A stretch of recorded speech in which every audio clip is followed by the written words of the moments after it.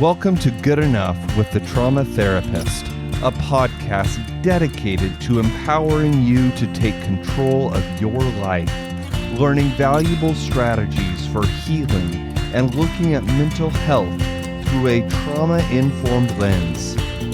Get ready to feel empowered and confident in managing your symptoms. And now, here is your host, licensed clinical social worker, EMDR therapist, and certified clinical trauma professional, Jamie Vollmuller. Welcome to Good Enough. I am your host, Jamie Vollmuller. Today we are going to be talking about some self-love, guys. Thought that was really important with the New Year's resolutions coming up, and how everyone feels about themselves is usually not the best. We all love ourselves, but if we think about it, the things that we say to ourselves are usually far more negative than we would say to just about anyone else in the world, right? I want you to think about that for a second. Think about all of the negative things that you call yourself, like I am fat, I am a bad mom, I am a bad spouse, I am a terrible employee. All of the horrible things we say about ourselves. And we all have flaws. But learning to love yourself is learning to love yourself, flaws and all. And, a lot of people think when we talk about self-love, people are like, oh, people who love themselves are narcissistic, or they only care about themselves. They don't care about other people. And that's not the kind of self-love I'm talking about.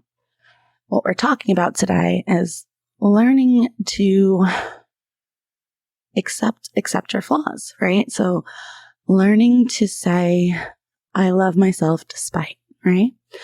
And learning to be kinder to ourselves in the way that we respond to ourselves when we don't do things the way that we know we should or don't meet our own expectations. And let's be honest, most of the time our expectations for ourselves are way more than we would expect from just about anyone else in the world, right? Yesterday was Christmas. And I'll tell you guys a story. My son, Michael, I was making breakfast for everyone, and I told him, we're not ready to crack eggs yet. You gotta wait. Well, mommy has to get the bowl. And so as I'm serving everyone else breakfast, he takes an egg and cracks it over the cooked bacon that I had just finished cooking. And I lost my mind on him. I was like, Michael. And then I felt immediately terrible because he's 5. And he just cracked an egg. And is it really necessary for me to yell about a cracked egg? No, it's not. I can always make more bacon. We can go right back in the pan and we can cook that salmonella off. It's okay. But I noticed that even with myself, as we were driving to my mom's for Christmas, I was saying to my husband, I'm like, I'm so mad at myself. I shouldn't have yelled at him. It's Christmas. You shouldn't yell on Christmas. And he's like, why are you beating on yourself? You yelled, you realized that was not the best and very quickly recalibrated. And I was like, sorry, mommy yelled, please follow directions, and I repaired the relationship with him and we moved on with the rest of the day and he didn't know anything was wrong.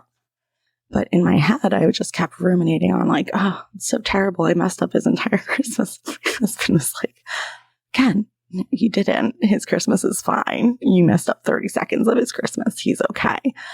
And it really just made me think about how hard we all are on ourselves. And especially when it comes to our children, it's really hard as a parent when you have kids and you yell and you're trying very hard to do better than your parents did and yell less and make them feel loved and wanted and appreciated.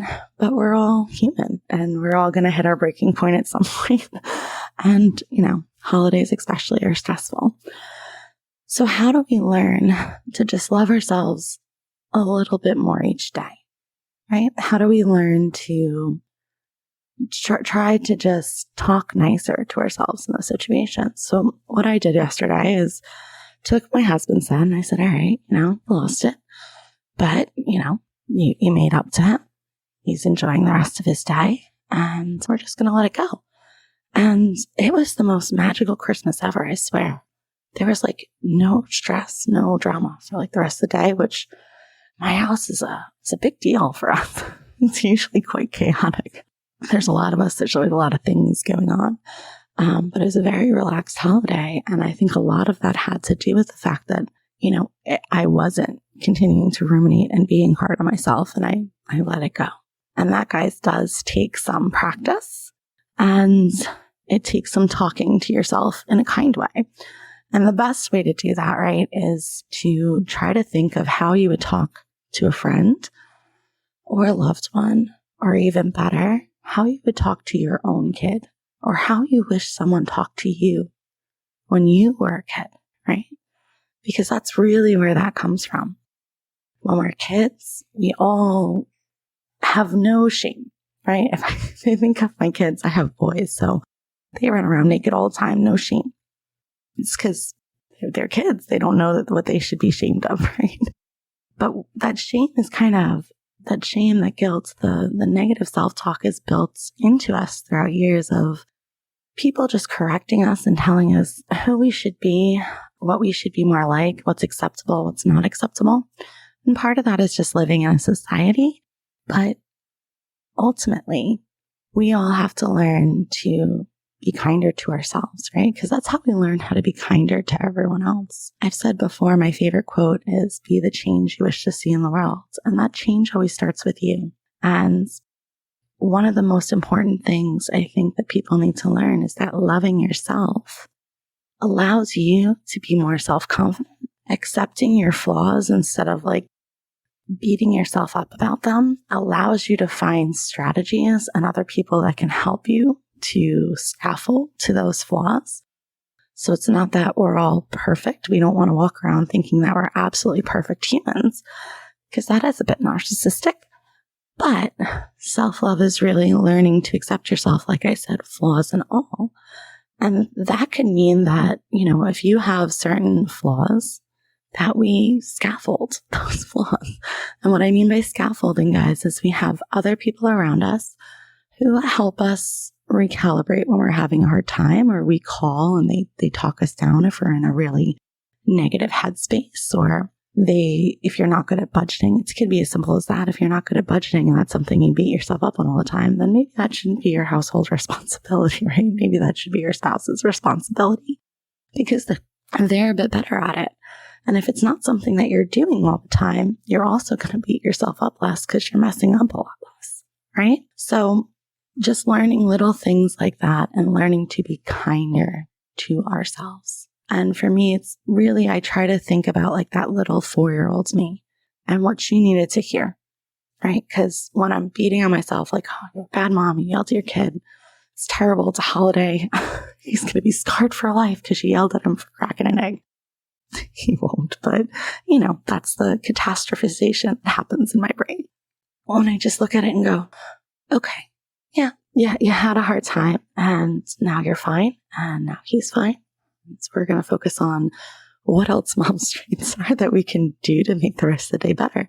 And that's what I did. I just focused on like being funny mom and making jokes and spending more time and making up for that misstep. And that's all we can really learn to do. And if we all learn to not continue to ruminate and beat ourselves up, then we can move on with the rest of the day. We can move on with our lives and focus on the things that are still positive instead of ruminating on that 30 seconds. There's so many times in our day, guys, that we let 30 seconds or 2 minutes or 5 minutes out of our day ruin the day, the week, the month, right? Because we just ruminate on over and over and over again. And we beat ourselves up, whether that's you got in trouble at work, or you disappointed someone, or you didn't meet a goal that you set for yourself. If we learn to just be like, all right, well, that didn't work, and look at maybe why that didn't work or what you needed to function a bit better and change things from there, the rest of your day would be better, the rest of your week would be better, the rest of your month would be better. And we're not spending all of our time ruminating on things that make us feel negative, right? Thank you for listening to Good Enough with a Trauma Therapist. This is your host, Jamie Vollmiller. If you live in the states of New York or Missouri, we'd love to work with you. New Yorkers, give us a call at Long Island EMDR at 503-1539 or visit our website at liemdr.com. And for those of you living in Missouri, please call Brave Counseling and Psychiatry at 573-825-6441. Visit brave-mo.com. Welcome back to Good Enough. I am your host, Jamie Vollmer. Today we've been talking about self-love and why it's important and how it helps. So one of the things I was talking about before the break is, the reason we have a hard time loving ourselves and that inner critic can be so overpowering is because we have learned what is socially acceptable and what is not. And part of the ways that we start correcting that and become confident humans and really start achieving our goals is by learning to love ourselves exactly as we are and to find solutions for the things that we don't love, right? Or we're not good at. So that could be taking some of those tasks off your plate. For me in the new year, I'm so excited for next year, guys. My operations director is coming back. Hallelujah. She was on maternity leave and she's like my other half when it comes to running the business. And she is she's like my better half. Like there are so many things that I am amazing at in business and clinically, but there are so many things, guys, that I am just not. And I know I'm not. My team knows I'm not. And that's okay because there are so many things that they are really great at that I am not. And when she comes back, there are so many things that I am now able to just take back off my plate that's just going to make me function so much better. And that's important because when we're talking about self-love, right, and the tasks that we aren't good at are our flaws, right? If we can give away some of those things that don't light us up, that don't make us happy, that we know we tend to struggle at, and give them to someone who it is their strength, then we can focus on the things that we're really good at, which helps us also feel more confident in ourselves, right? Because when you're doing things that light you up and make you feel good and that you do well, it's really easy to continue on that positive cycle. And when you have a lot of things on your tasks that are difficult for you or challenging, and you keep getting frustrated and flustered, that is part of the reason that it becomes hard to stay positive and learn to just be okay with yourself because you're constantly feeling like, I'm still not good enough, or, this is still frustrating. So I'm super excited for January, guys, because I'm going to have so much more support and that is so needed. But learning to be a confident human really comes from learning to love yourself and learning to accept your flaws. And once we accept our flaws, we can learn how to make our lives a little easier so that they don't come up quite as much. And we can focus on the things that we're really, really good at. And that's important because that helps you achieve your goals, right? If you're going into the new year, a lot of people have weight loss goals and health goals in the new year. And one of the biggest mistakes I know that I've made in past years when I set goals for myself is as soon as you backtrack from that goal, it feels like you're defeated, right? Instead of just looking at it okay, I had a misstep, right? Progress is a journey. It goes up and down. It's not just a consistent straight path up the mountain. I know very few people who got to the top of or got where they were because they just had this crazy trajectory of all the way up to the top and no bumps in the road. It's just not possible. That's not how life works. But when you learn to take the bumps as they come and just keep moving forward instead of ruminating on those bumps for days and weeks and months, you make a lot more progress, right? And you learn to accept what we're not good at and go, okay, that's okay. I'm not good at that thing. My husband is a PI. He's a brilliant man. Can't do math for his life. He can do basic math. But in college, it was always a pain point for him to have to do calculus. Doctors don't need to do calculus, guys, but it's required in college. And I know for him, that's something growing up that made him feel really, really dumb because he couldn't do math. If he continued to ruminate on that, maybe he wouldn't have went to school for what he went to school for, but he's an incredibly brilliant man. He's an amazing PA. He sees lives all the time. But he has some strengths and he has some weaknesses, and math happens to be one of those. But when we take that and go, okay, that's just one thing I'm not good at, that doesn't mean I'm terrible at everything, right?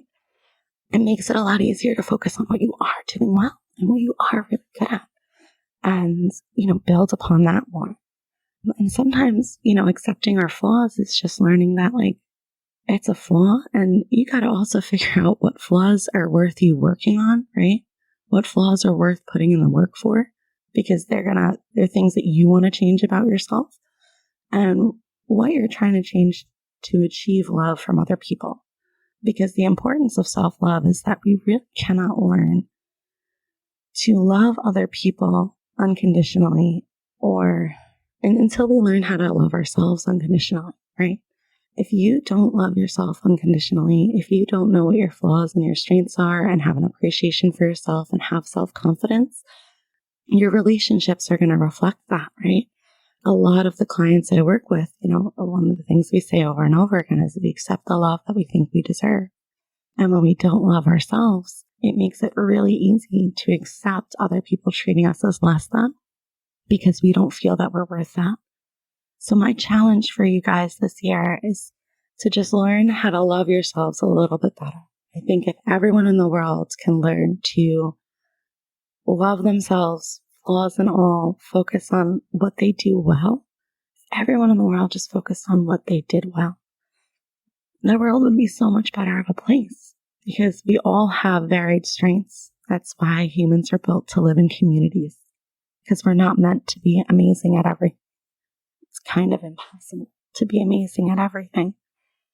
And when we learn what we are really great at and we focus on those strengths and we learn to value the strengths in other people and utilize those strengths that the other people around us have, it makes the world just a much calmer, happier place to be in, because everyone is functioning to their full potential instead of struggling to meet the expectations that they put on themselves or that others place on them that might be unrealistic for what their capabilities are. And, everyone can learn to do a task, but that doesn't mean everyone's going to do it well. And that's okay. And learning that we're not great at everything and being okay with that makes it just so much easier for us to really go all in on the stuff that we are really good at. And in my life, in the past 4 years, focusing in on my clinical work, on running a team, on team building, on building my clinical skills, my team skills up, so that we could be a place where we can really help a lot of people work through really difficult issues, has been just so life-changing and meaningful for me, because there were so many times in my life that I just felt like I'm not good at a lot of things. And I felt very othered and less than and not good enough.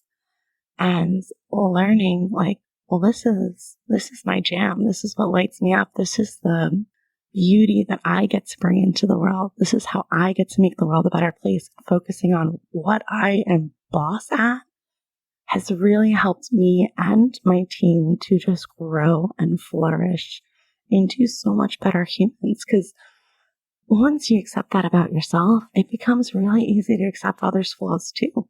And it becomes really easy to see what their strengths are as well. And once you can do that, and you can say, oh, okay, Emily isn't great at this, but she is amazing at this. And start giving those people more of the things that are going to make them feel strong and confident and worthy. Everyone just starts to feel so much better about themselves, about their lives, about the world. So my challenge for you guys is, in this new year, just learn to love yourself a little more. Learn to be a little kinder in your responses to yourself. And when you hear yourself starting to get down on yourself about things that aren't up to your standard, take a step back and pause and try to respond to yourself like you would a small child. Because you would never call a small child fat. You would never tell a small child that they're stupid or that they're unlovable or that they're going to be alone for the rest of their life. So stop saying it to yourself, because that is never going to help you grow. You've been listening to Good Enough with Jamie Vollmiller. I want to remind you that you are good enough. Thank you for listening to Good Enough with the Trauma Therapist. We appreciate you listening. While our host may provide some personal and professional advice, we want to remind you that this show is for entertainment purposes only.